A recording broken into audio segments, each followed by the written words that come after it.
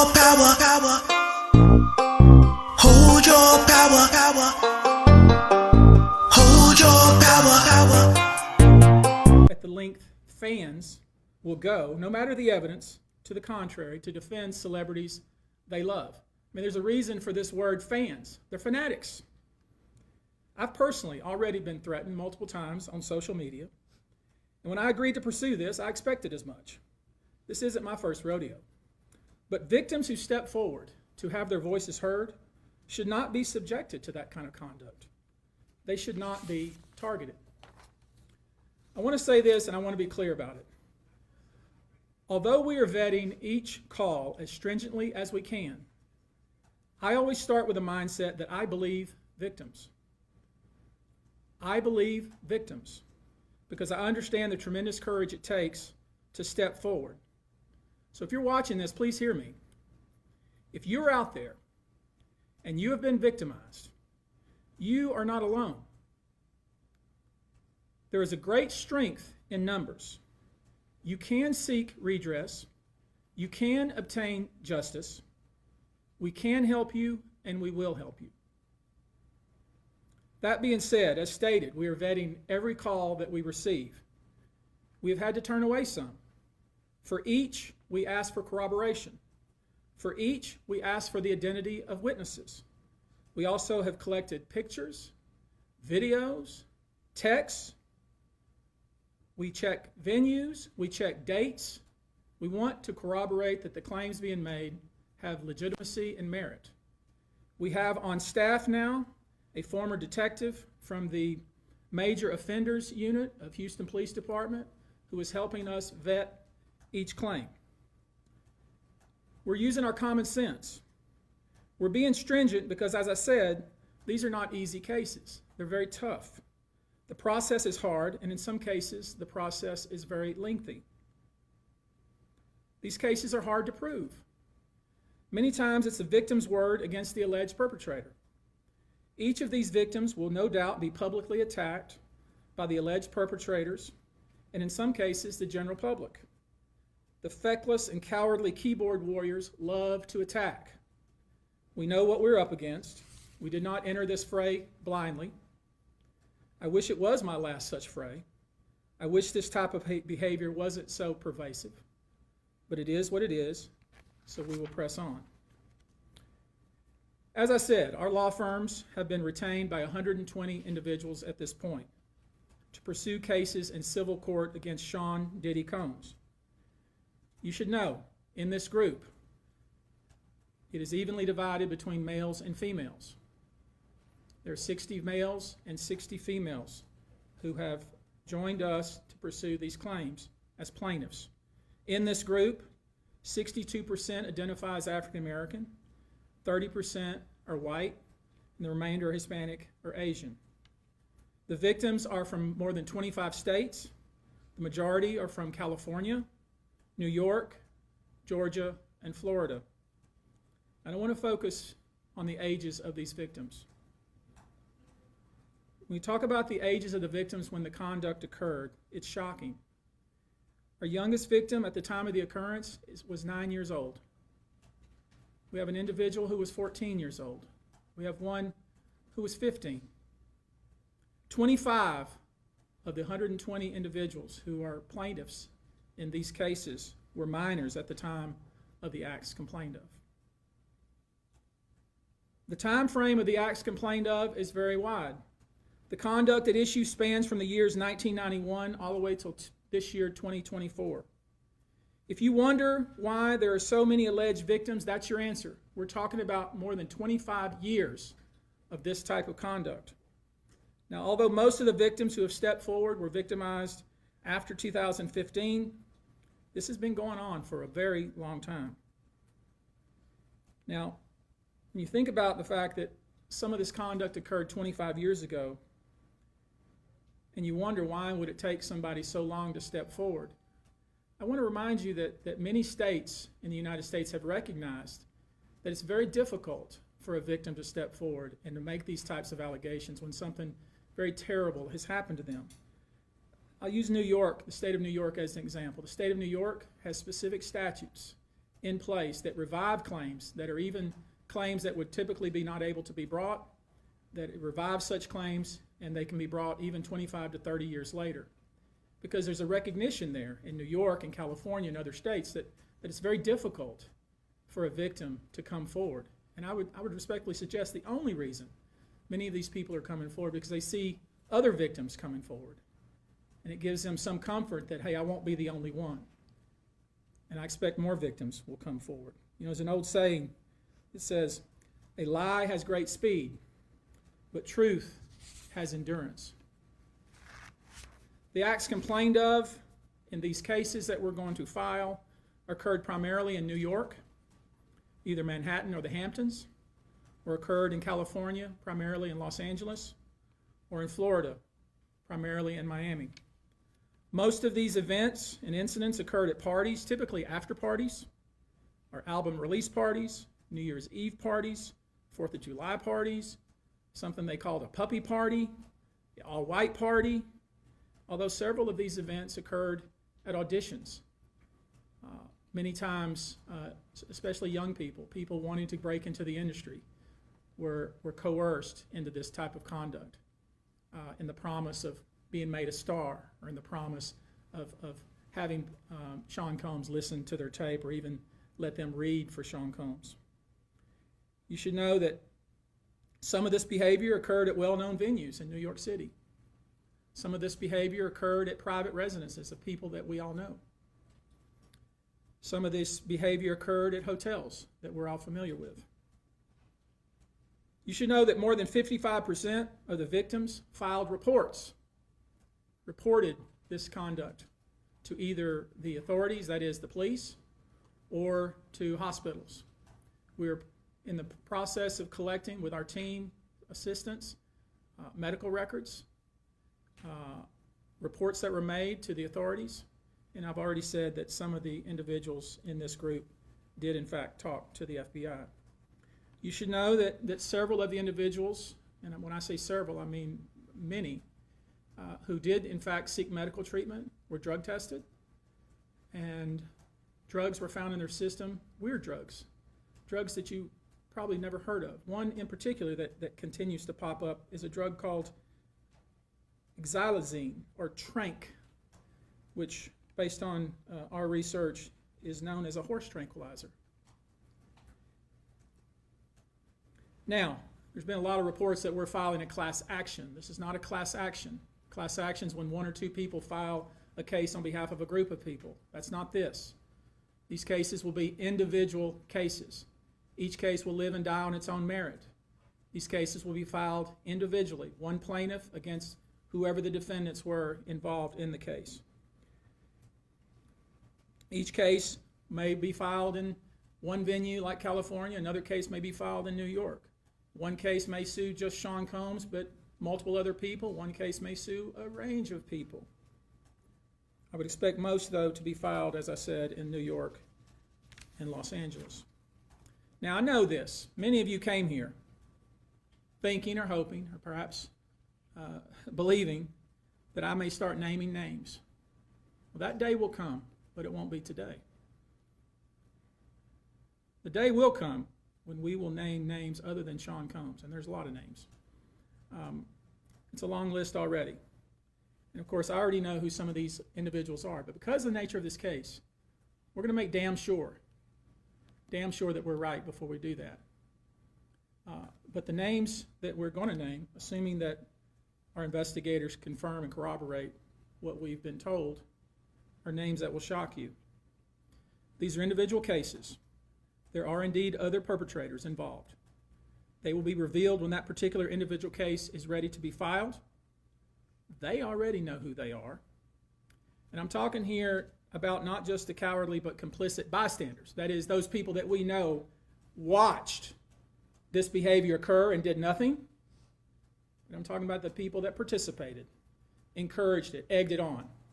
They know who they are.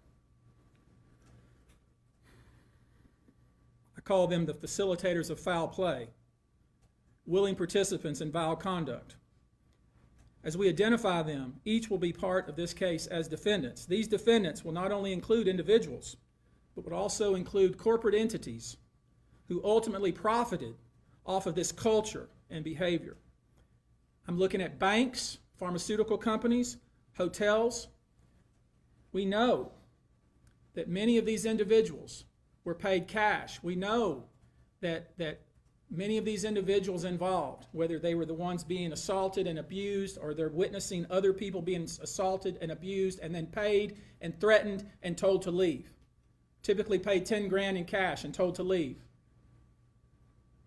And then threatened as they were leaving.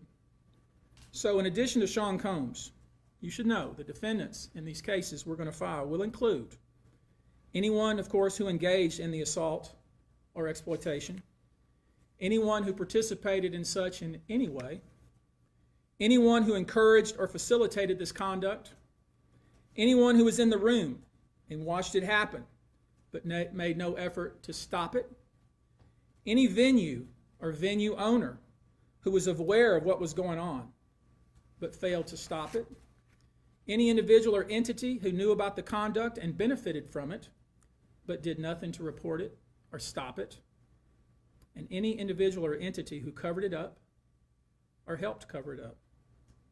These people who know who they are should just come forward now. I would imagine, as we speak here, there are a myriad of people who are very nervous.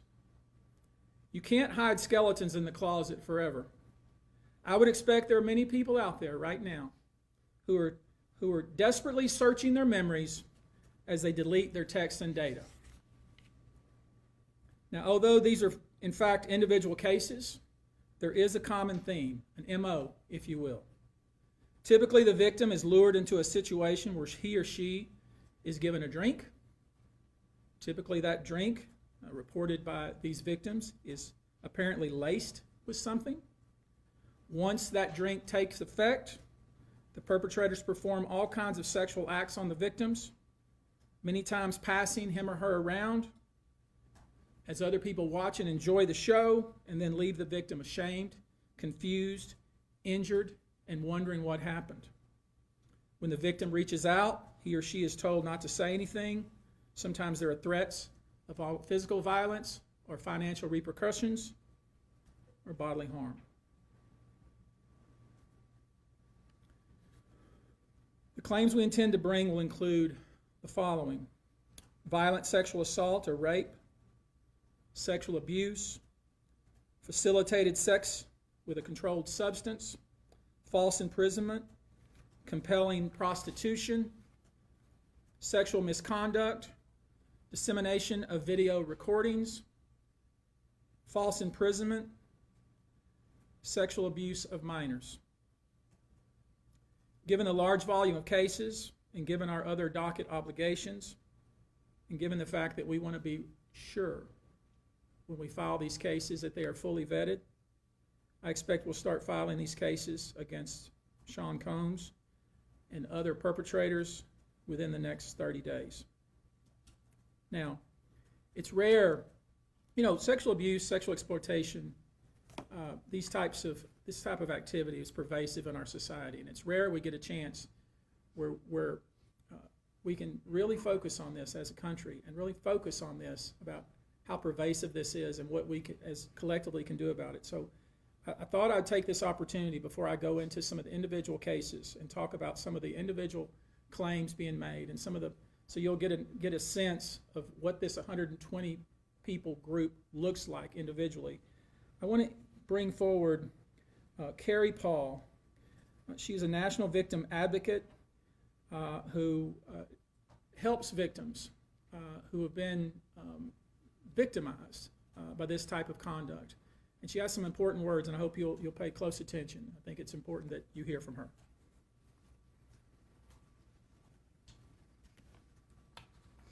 Hello, I'm Carrie Paul with the National Victim Advocate. It's not easy for any survivor to come forward. Our culture doesn't believe survivors. It blames and questions them. Instead of showing support, many choose to enable abusers. The media runs stories asking why it took so long for survivors to come forward instead of asking what barriers exist. We also don't equip law enforcement with the ability to handle sexual assault crimes. Lack of funding translates to lack of training. We have officers in the field that don't know what to say to a rape victim, and also an alarming amount of backlogged, untested rape kits. Prosecutors are focused on what they can prove in a case, and if so, how to do that at time of trial. Advocates and staff are stretched thin with growing caseloads in the criminal justice system. Most people don't know how the criminal justice works in general. There isn't enough staff or resources to adequately explain the entire process to every victim and survivor. Our culture works against victims and survivors every day, and abusers know this. Abusers work themselves into positions of power, building a public image that is trusted and financially large enough to make people look away. Abusers are unfortunately very skilled at power and control, the foundation of abuse. They seek victims who are vulnerable, such as children, their employees, and their intimate partners, all who see a different version than the public does, all who rely on the abuser in some way.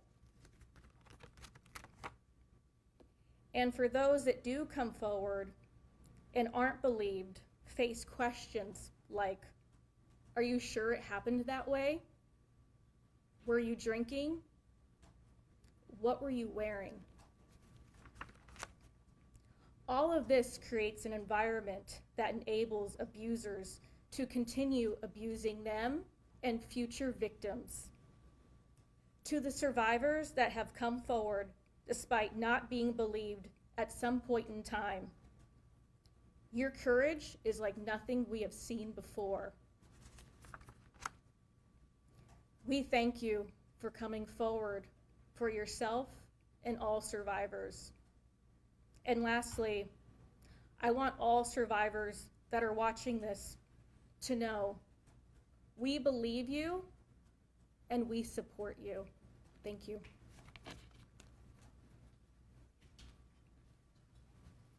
I want you now to hear from my co-counsel, Andrew Van Arsdale.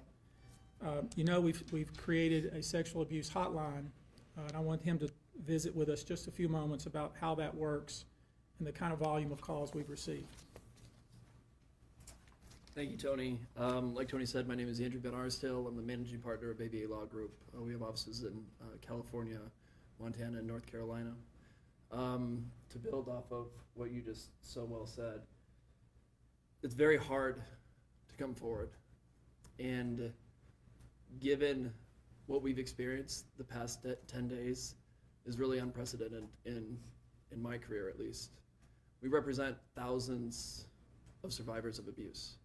And never, ever in a 10-day period have we seen over 3,000 people come forward, or we've confirmed and decided to investigate and represent 120 people, while we're continuing to work through another 100+ cases to prove them up, to validate what had happened here, and to hold those that are responsible accountable.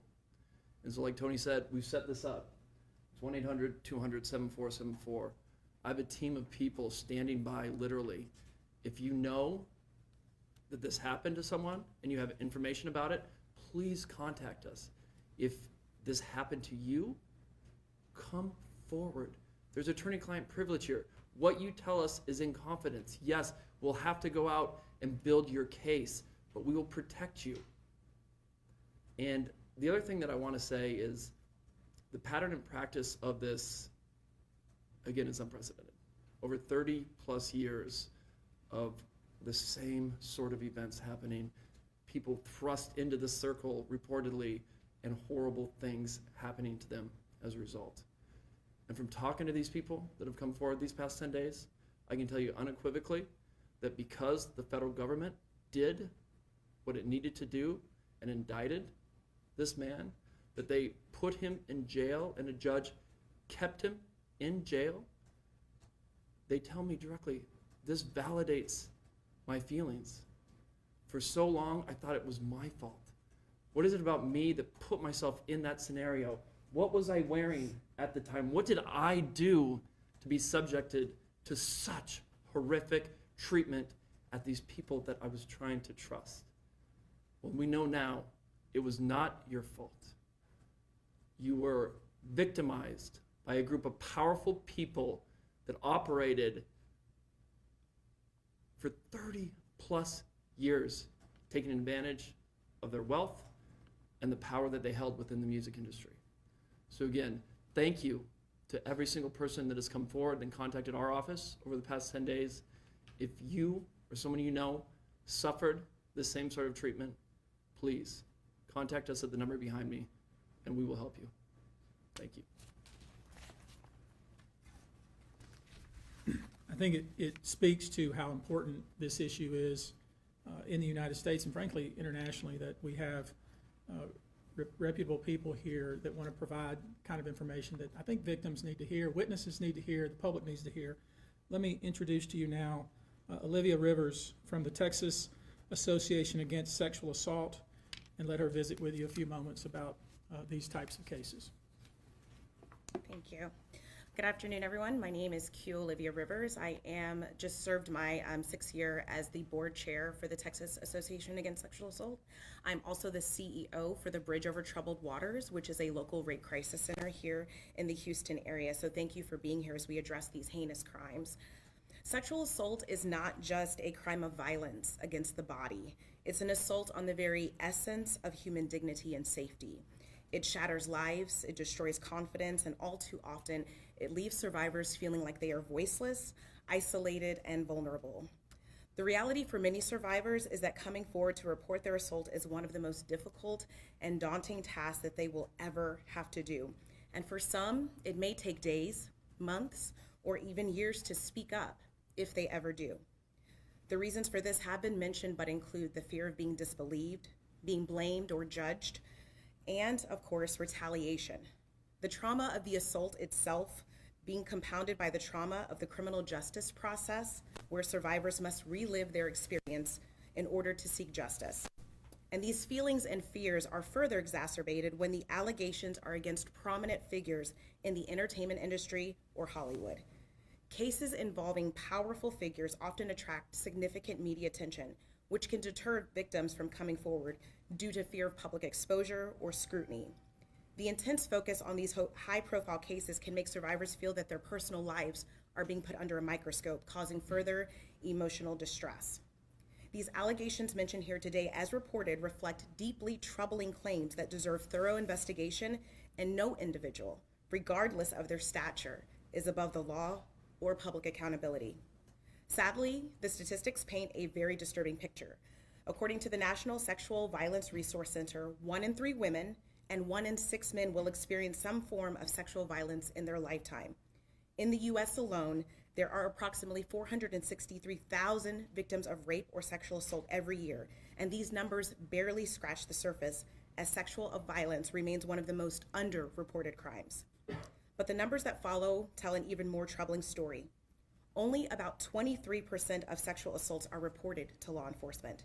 Of those, just 5% lead to an arrest, and even fewer, less than 1% of reported cases, ever result in a conviction, which is a devastating gap between the crime and the justice that survivors deserve. I want to briefly focus on our state here in Texas.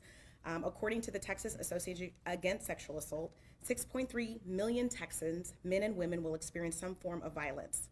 That's every 2 minutes someone is sexually assaulted, meaning during the course of this press conference, around 60 individuals will forever be changed by this violence. And those are just a few of the victims. Obviously, this is unacceptable. We cannot allow this cycle of silence and inaction to continue. We have to create an environment where survivors feel empowered to come forward, where they are met with empathy and respect and support, not skepticism and blame. We have to ensure that our legal system is equipped to handle these cases with the seriousness they deserve, and that survivors have access to the resources that they need beyond the legal courtroom. We have to address the root causes of this epidemic: prevention, awareness, and fostering environments where respect, consent, and safety are non-negotiable values. Additionally, support for survivors has to be holistic. They have to have access to counseling, medical services, legal advocacy, and of course, community support, regardless of whether they choose to report or not. To every survivor who has come forward, your bravery is an inspiration. To those who are still grappling with their decision, know that you are not alone and that your voice matters. Your story matters. We see you, we believe you, and we are committed to fighting for a future where sexual violence is no longer tolerated and where justice is not the exception, but the standard. Thank you. I want to visit with you real quickly before we close here about some specific instances without disclosing the victim's name. You probably know that depending on the age of the victim, you can file these cases, these individual cases, under Jane Doe or John Doe. Each state is different in that respect. Typically, there is a balancing test, like the public's right to know the name of the victim and plaintiff versus the confidentiality and the safety of the plaintiff. So we'll have to struggle with that with each one of these cases. Our intention, of course, is to, like we always do, file these cases under a pseudonym until the court tells us otherwise. But let me share with you a few, just kind of give you a sense of the kind of cases and the kind of instances that people are calling and reporting that we are trying to corroborate, vet, and these are the ones that we've already corroborated, vetted, and collected evidence on. One individual who was 22 years at the time she was assaulted said that the typical MO at one of these parties that have been widely discussed in the press was that when you were handed a drink, and now we know that the drink is laced with something, if you refused to drink it, you were kicked out of the party. Now, let that sink in for a minute.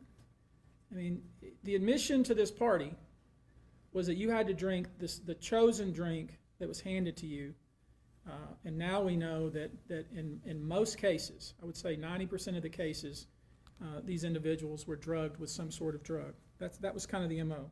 Another instance, this individual who was 9 years old at the time was taken to an audition in New York City with Bad Boy Records. Other boys were there to audition as well. All of them were trying to land a record deal. All of them were minors.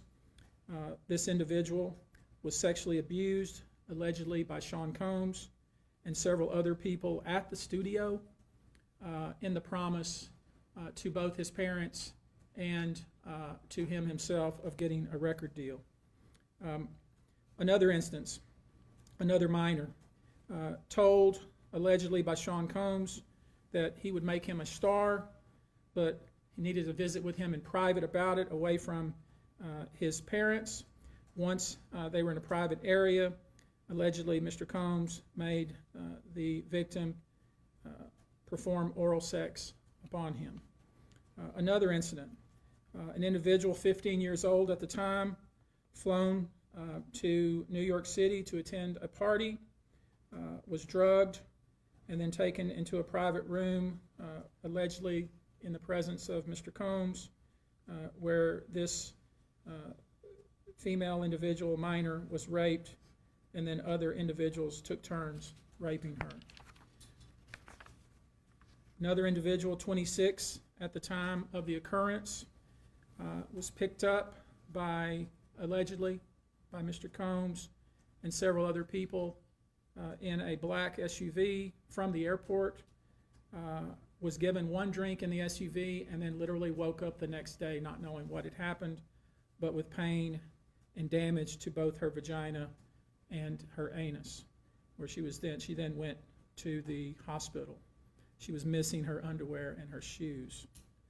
Another instance, an individual, this time not a minor, attended a group dinner, allegedly with Sean Combs in Miami.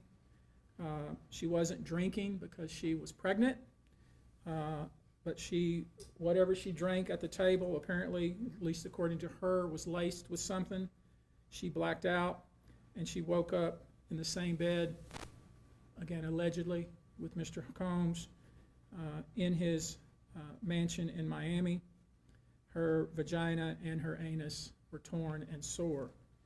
And I could go on. I mean, literally, you're sensing a theme here. It's the same theme, and it all involves some sort of drug. One instance, an individual who was 20 years old at the time was asked to attend, just saw her on the street, asked to attend a party in a hotel. She was flattered, went to the party, was given one drink and doesn't remember anything else. Ultimately, was so messed up, went to the hospital where they found cocaine and this horse tranquilizer in her blood system. I want to give you a quote from a very young man who told us over the phone about his experience and all the things that happened to him. He says, allegedly at the hands of Sean Diddy Combs and his friends in the effort to try to sign a record deal. This was kind of what he was told he would have to do. His quote is, "Had he not been in power, I feel like I could have been something great. I quit the industry because of what Sean Combs did to me." And that's really what it comes down to. We are pursuing this, asking you to support this effort, to encourage witnesses and victims to come forward and bring your evidence so we can continue to break down this wall of silence and we can continue to have these stories heard. This is the beginning of what I hope to be a national dialogue. This type of sexual assault, sexual abuse, and sexual exploitation should never happen in the United States or anywhere else. This should have never been allowed to go on for so long. This conduct has created a mass of individuals who are injured, scared, and scarred. If you are one of those individuals, we ask you to reach out. If not to us, to someone you trust. If you are someone who witnessed any of these events, we ask you to reach out. Your name can remain confidential. With that, I'll take a few questions, not many, maybe two, but if you have a question, I'll be pleased to try to answer it. Perfect. How many minors are making accusations in total, and are the feds aware of the allegations of minors in this case? I don't know what the feds are aware of, okay, but I do know it's 25 out of this 120. And Tony, But I will say this to that point. We welcome the FBI or any authority who wants to come to us, and we're going to make that available to these victims because I think that's important. My suspicion is, based on talking with these folks, is that the FBI is just not aware of these people. The FBI has talked to some of these folks, and I'm going to try to encourage the victims to, in fact, talk to the FBI because I think they have some very important things to say. Tony, were all of the children auditioning because they were musicians, or were any of them kids of employees or anything like that? All seeking either TV or some sort of music career with promises of, we're going to make you a star. Instead, basically did things to them such that they don't want to have anything to do with the entertainment industry ever again. All right, guys. Thank you very much for your attention. We're going to go now. Thank you. Tony, do you anticipate any Houston cases? Any filed here? Locally, yeah. There's a few plaintiffs here, but I don't anticipate filing them here. Probably in New York City.